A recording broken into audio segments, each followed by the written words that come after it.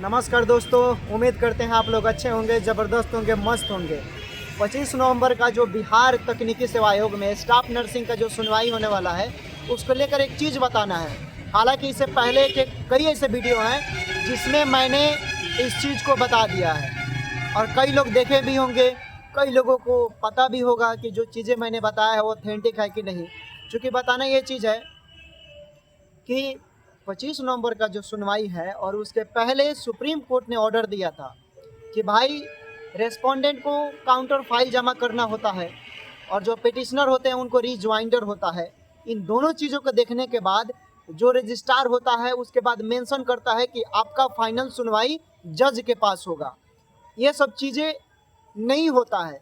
In case अगर जो respondent में ये चीज़ सुप्रीम कोर्ट ने क्लियर किया है कि कई ऐसे रेस्पोंडेंट हैं जिन्होंने जो रेस्पोंडेंट है वो एग्ज़ाम पास है, एग्ज़ाम क्वालिफाई है, लेकिन अभी तक इस चीज़ को छुपाया गया है, इस चीज़ को क्लियर नहीं किया गया है।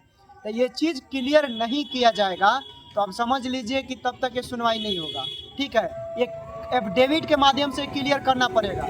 अब देखिए एक और चीज़ है, अगर आप सुप्रीम कोर्ट में एक बार हो गया, 2 बार हो गया, 5-6 बार हो जाता है, आप सुप्रीम कोर्ट के ऑर्डर को, जैसे उसने ऑर्डर दिया कि आपको इस चीज़ को यहाँ पर पेश करना है, बोलना है, और आप उसको इग्नोर कर रहे हैं। इग्नोर में क्या करेंगे, आप नहीं जाते हैं तो रीज़न देना पड़ता है। अब बार बार आप रीज़न प्रस्तुत करेंगे तो ये भी कई ऐसे, आप रेलवे का केस उठाकर देखिएगा 1993 का, कि एक केस है दोस्तों, हम बताना चाहते हैं। अगले वीडियो में उसको पूरा हम जो केस नंबर है वो भी आपको साक्षात दिखा देंगे। जो भी होता है हम मतलब जो भी साक्ष्य होता है उसी के तहत बात करते हैं। अगले वीडियो में आपको हम SLPA नंबर उसका बता देंगे।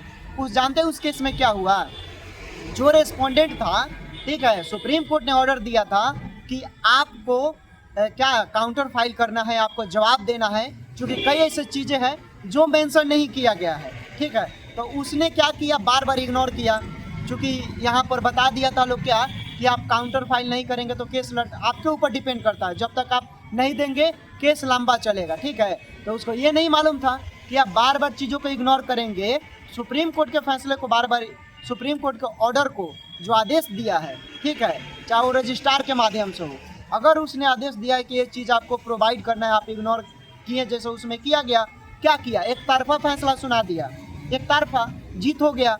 उसी तरह यहाँ भी है, यहाँ नियमावली की बात है, जो भी चीज़ें हैं नियम के अकॉर्डिंग है, क्योंकि सुप्रीम कोर्ट ने जो भी अपना 2 ऑर्डर दिया है उसमें ये चीज़ क्लियर कर दिया है, एग्ज़ाम को लेकर नियम के ऊपर जीत हुआ है दोनों चीज़ों में। ठीक है, तो यहाँ पर जो लोग भी अगर काउंटर फाइल नहीं करते हैं तो आप समझ लीजिए कि जो भी पिटिशनर वाले लोग हैं, ठीक है, यानी जिन्होंने एग्ज़ाम पास किया है, उनको आसानी से एक तरफा जजमेंट आ जाएगा अगर आप इग्नोर करेंगे तो दोस्तों। इसलिए आप लोगों से रिक्वेस्ट है कि आप चाहते हैं कि जितना जल्द हो सके बहाली क्लियर हो जाए, तो आपके हाथ में है। आप जितना जल्दी चीज़ों को एक्शन लेंगे, यानी करेंगे, जो चीज़ें आपसे मांगा गया है, जो चीज़ें आपसे मांगा गया है आप करते हैं तो जल्दी सुनवाई होगा, नहीं करते हैं तो लटकता जाएगा। ठीक है, और बिहार में अभी आपको मालूम है कि सब चीज़ गजट तैयार हो गया है, कैबिनेट का बैठक भी हो गया, सब चीज़ A to Z क्लियर हो गया, नए बहाली की प्रक्रिया शुरू होगी। अभी बिहार CHO का जो बहाली है 4500, उसके बाद ड्रेसर का 1500 आने वाला है, फिर 15,000 स्पेशल ANM स्टाफ नर्सिंग का आने वाला है, फिर GNM का आने वाला है स्पेशल, जो आपको 3000 सीट खाली है पटना PMCH में।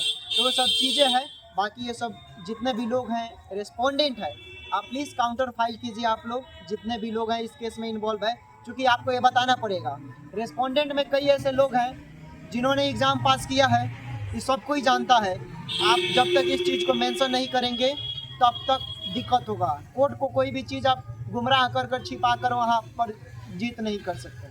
ये भी एक रूल है, नियम के मुताबिक है। और एक और चीज़ बताना चाहेंगे, इसके पहले वाले में मैंने 2 वीडियो बताया था, 2 वीडियो बनाया था। एक वीडियो में मैंने पूरा एविडेंस दिखा दिया था, कई ऐसे SLPA जिसमें कई लोग दावे कर रहे थे क्या, इस बहाली को कैंसिल कर दिया जाए, फिर से नए सिरे से किया जाए। ठीक है, कई ऐसे उसमें पिटिशनर थे, कई ऐसे उसमें कैंडिडेट थे जिन्होंने एग्ज़ाम पास नहीं किया। ठीक है, जैसे हम राजस्थान हाई कोर्ट का बता रहे हैं, जिसमें सुप्रीम कोर्ट ने ऑर्डर दिया था राजस्थान कैंडिडेट को लेकर, वो भी PCS को लेकर ही था और एक जज को लेकर था।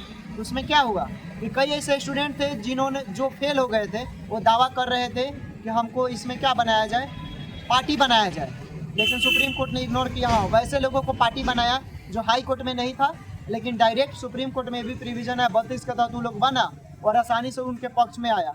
हाँ, लेकिन सबको वहाँ भी नौकरी नहीं मिला था, क्योंकि क्वालिफाइंग जो मार्क्स था उस क्वालिफाइंग क्राइटेरिया को वो लोग पार नहीं किया था। ये सब चीज़ें हैं। आप लोगों को जो भी सुप्रीम कोर्ट बोला है, रजिस्ट्रार के पास से नोटिस आया है, ठीक है, उसको क्या कीजिए आप लोग कि भाई काउंटर फाइल कीजिए, ठीक है। जब तक आप जवाब नहीं देंगे तब तक पिटिशनर नहीं देता है।